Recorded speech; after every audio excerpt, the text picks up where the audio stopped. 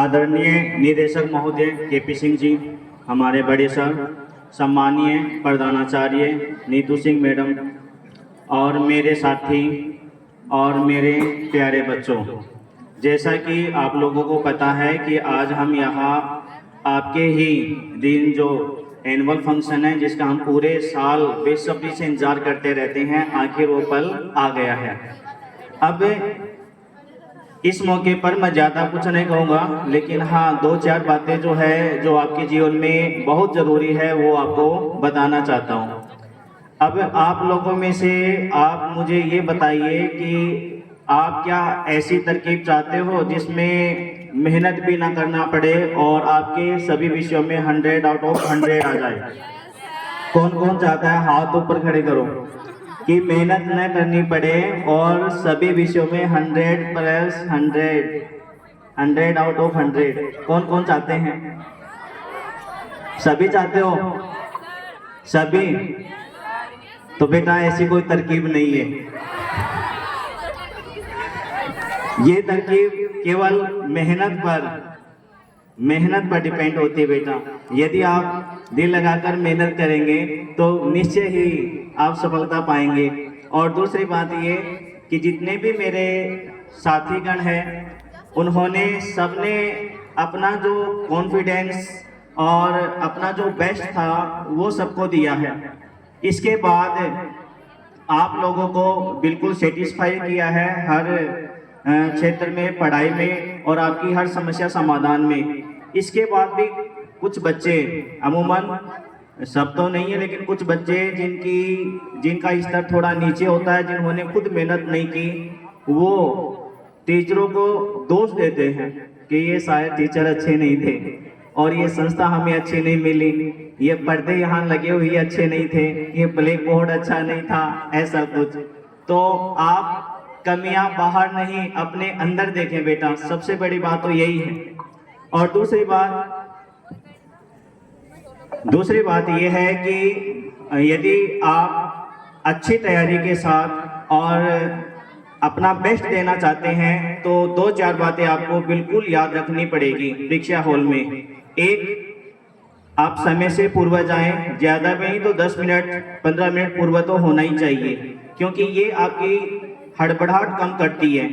यदि आप टाइम से पूर्व चले जाते हो, चाहे वो पढ़ाई करने वाला बच्चा हो या फिर जिन्होंने अमूमन थोड़ा कम पढ़ा है, कोई बात नहीं, लेकिन यदि हम समय से पूर्व पहुंच जाएं तो हमारी हड़बड़ाहट दूर हो जाती है।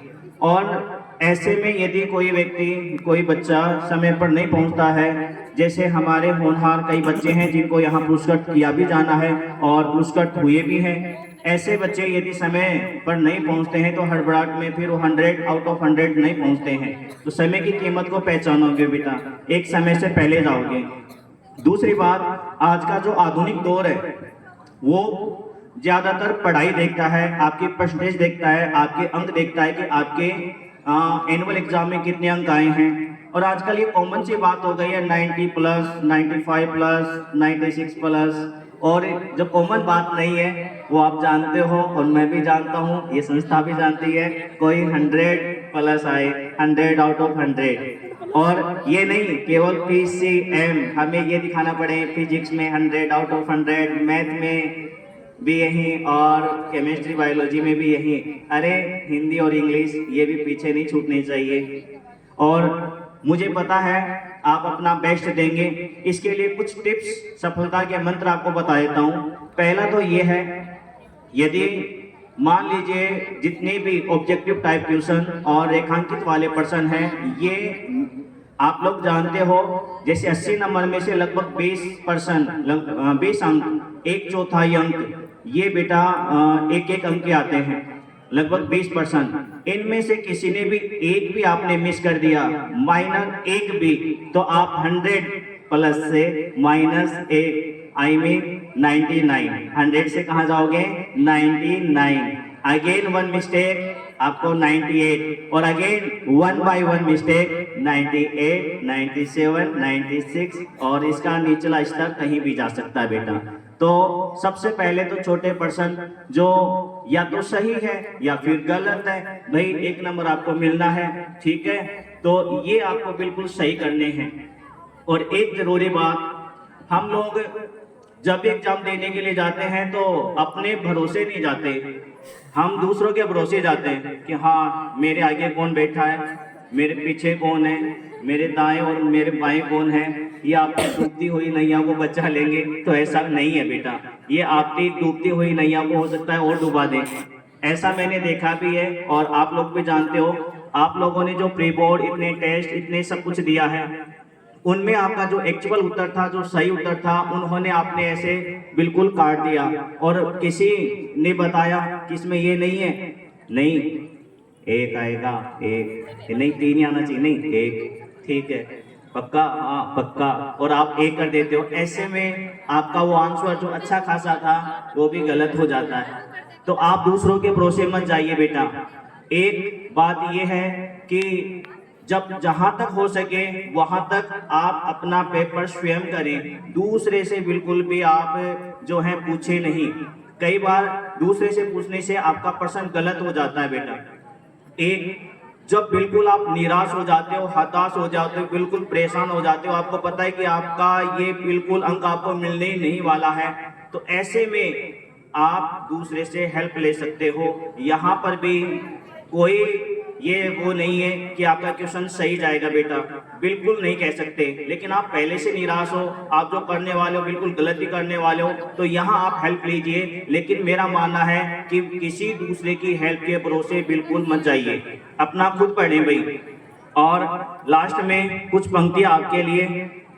चलो अब तो जाना ही होगा, चलो अब तो जाना ही होगा, विदाई का यह लड्डू आपको खाना ही होगा, हंसी खुशी के साथ यह पल बिताना है, क्योंकि आपको हमें बहुत याद आना है। हमने बर्फी खाई है। एक और, अलविदा कहने का समय आ गया है, अलविदा कहने का समय आ गया है, दिल में आपके लिए बस प्यार बचा है। अलविदा कहने का समय आ गया है, दिल में अब बस प्यार बचा है। विदाई के मौके पर हंसते हंसते यही कहेंगे कि आपको नालायकों कहने का सिलसिला बंद करेंगे। अगला है, आपसे पहले भी कई आए और कई आपके बाद भी आएंगे, आपसे पहले भी कई आए और आपसे बाद में भी कई आएंगे, पर सच बोलते हैं गॉड कसम, आप हमें बहुत याद आएंगे। खूबियां तो इतनी नहीं है हमें, खूबियां तो इतनी नहीं है हमें कि हम तुम्हें कभी याद आएंगे, खूबियां तो इतनी नहीं है हमें कि हम तुम्हें कभी याद आएंगे, पर इतना तो एतबार है हमें कि आप हमें कभी भूल ना पाएंगे। एक लास्ट, उसके बाद में मैं अपना स्थान ग्रहण करूंगा भाई। डियर स्टूडेंट्स, डियर स्टूडेंट्स, अब न वो हमारी हिंदी की क्लासें होगी न हमारा पीरियड होगा। डियर स्टूडेंट्स, न हमारे वो हिंदी की क्लास होगी न हमारा पीरियड होगा, बस अकेले हम और हमारा अकेला स्टाफ होगा। इसी के साथ अपना स्थान ग्रहण करता हूँ।